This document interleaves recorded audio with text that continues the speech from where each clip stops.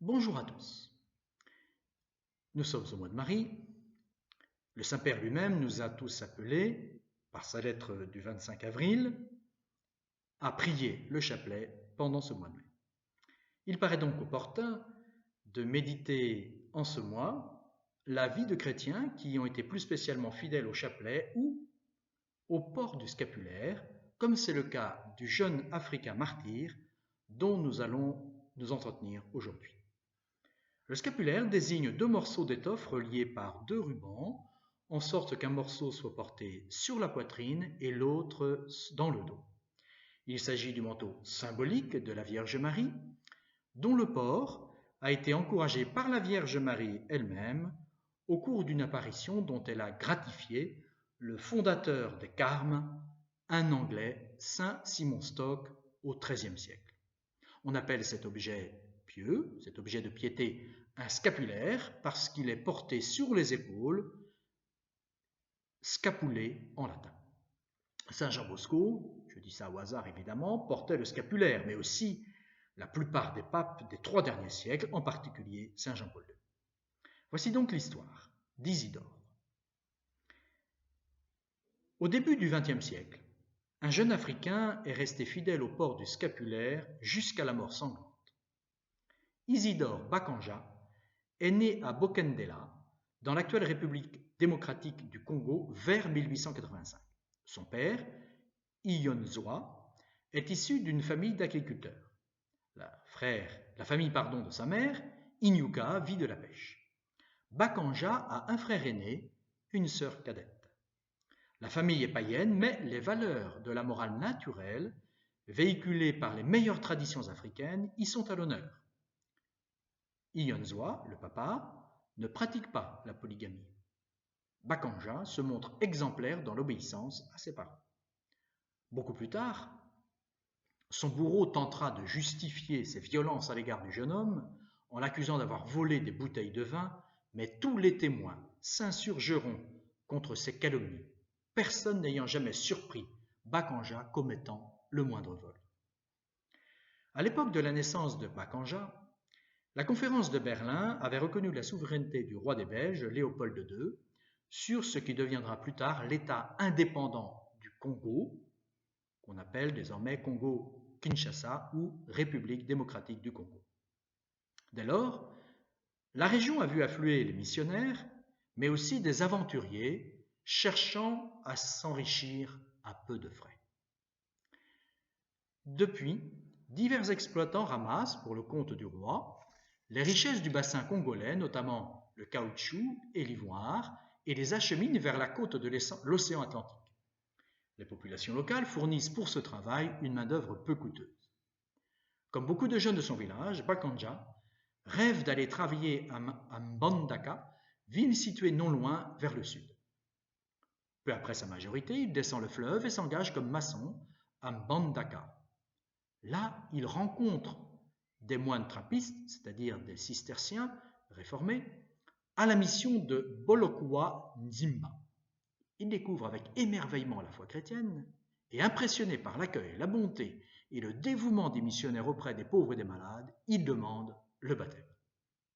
Instruit par les pères trappistes, il est baptisé dans la paroisse Saint-Eugène à Bolokua Nzimba le 6 mai 1906, c'est à peu près aujourd'hui c'est l'anniversaire de ce baptême, sous le nom d'Isidore. Le jour même, il est revêtu du scapulaire du Mont Carmel. Le 25 novembre suivant, il reçoit la confirmation et le 8 août 1907, selon les habitudes de l'époque, il fait sa première communion. Isidore voue une grande dévotion au chapelet et au scapulaire, qu'il porte toujours sur lui car il tient à manifester ainsi sa foi. Il se fait l'apôtre de ses amis et de ses compagnons de travail, les attirant par la parole et par l'exemple à la foi chrétienne. Le contrat de travail expiré, Isidore retourne dans son village.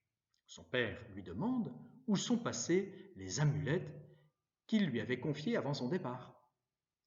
Il répond calmement qu'il les a abandonnées parce que désormais il possède une protection bien plus efficace, celle du Christ, le Fils de Dieu, et celle de sa mère, la Vierge Marie.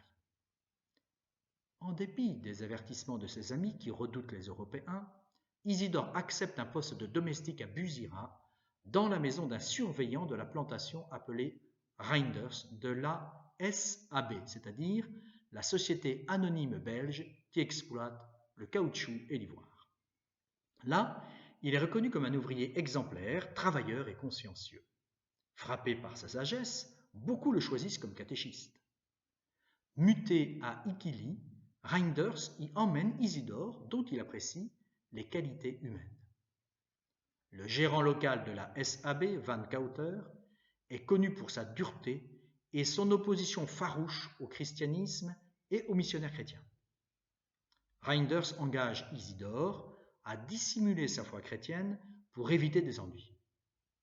Cependant, à Ikili, Isidore est le seul chrétien et il ne peut garder pour lui seul la joie qu'il habite de connaître le Christ. Van Cauter s'en aperçoit et lui interdit d'enseigner la prière à ses compagnons de travail. Le 1er février 1909, Van Cauter enjoint avec grossièreté à Isidore, qui le sert à table, d'ôter son scapulaire. Le jeune homme répond « Maître, tu exiges que j'enlève l'habit de la Sainte Vierge. Je ne le ferai pas. En tant que chrétien, j'ai le droit de porter le scapulaire. » Furieux, le directeur de la plantation ordonne qu'on le frappe de 25 coups de chicotte, un fouet de cuir. Isidore accepte avec une patience angélique l'injuste punition, s'unissant en esprit à Jésus dans sa passion. Une enquête montrera plus tard que le cas d'Isidore était loin d'être isolé. Une véritable persécution était organisée contre les missions catholiques par des cadres de la SAB. Le mot d'ordre était d'empêcher par tous les moyens les employés africains de porter sur eux un scapulaire ou un chapelet. Peu après, Van Cauter enjoint à Isidore de ne plus répandre les ordures apprises chez les pères et il ajoute « Je ne veux plus de chrétiens ici, c'est compris ?» Puis, arrachant le scapulaire du cou du jeune homme, il le jette à son chien. Ensuite, il va lui-même chercher une chicotte en peau d'éléphant, munie de 2 clous, et en fait battre Isidore jusqu'au sang. Dans un premier temps, les employés chargés de la besogne ne veulent pas obéir, mais sous la menace du même supplice, ils finissent par obtempérer, tandis que Van Cauter frappe Isidore à coups de pied. Pourtant, le jeune chrétien continue à manifester librement et ouvertement sa foi et à se retirer pour prier le chapelet et pour méditer, seul ou en compagnie de quelques ouvriers désireux d'apprendre le catéchisme. Un jour, Van Cauter l'aperçoit pendant une pause dans l'attitude de la prière. Furieux, il ordonne de le fustiger sur le champ. Isidore reçoit de nombreux coups d'un fouet en peau d'hippopotame garni de clous, qui lui arrache la peau et entame la chair.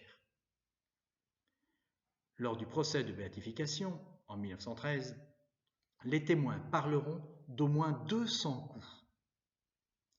Il est ensuite entraîné, inconscient, jusqu'en prison, où il reste pendant 4 jours, sans soins et sans nourriture, les pieds serrés dans 2 anneaux métalliques fermés avec un cadenas et reliés à un énorme poids. À ce moment, parvient à Ikili la nouvelle de l'arrivée d'un inspecteur de la SAB. Pris de panique, Van Cauter fait transporter Isidore à Isako pour le dissimuler. Mais Isidore échappe à son bourreau et bientôt il est découvert par un Africain qui le conduit dans son propre village. C'est là qu'un géologue allemand, employé par la SAB, le docteur Dorpingos, le trouve et tente de le soigner. Le corps d'Isidore n'est qu'une plaie. Ses os mis à nu le font énormément souffrir.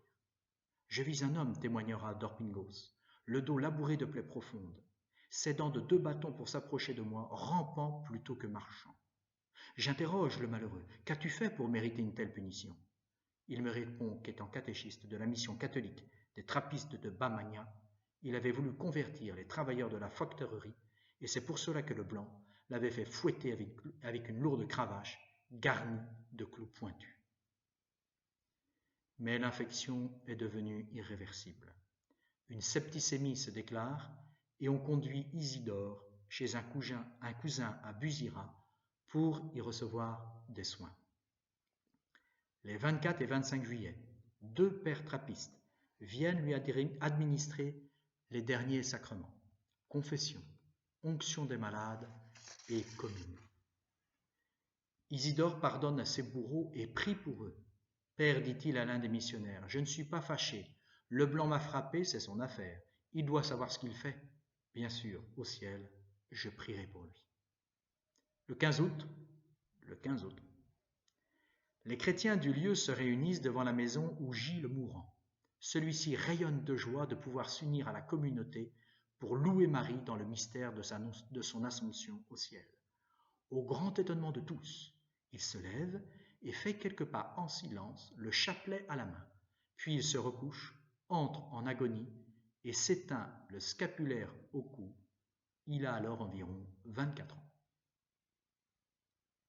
8 ans plus tard, le 7 juin 1917, sa dépouille est transportée dans l'église paroissiale de l'Immaculée Conception, donc consacrée à la Sainte Vierge, de Bocoté.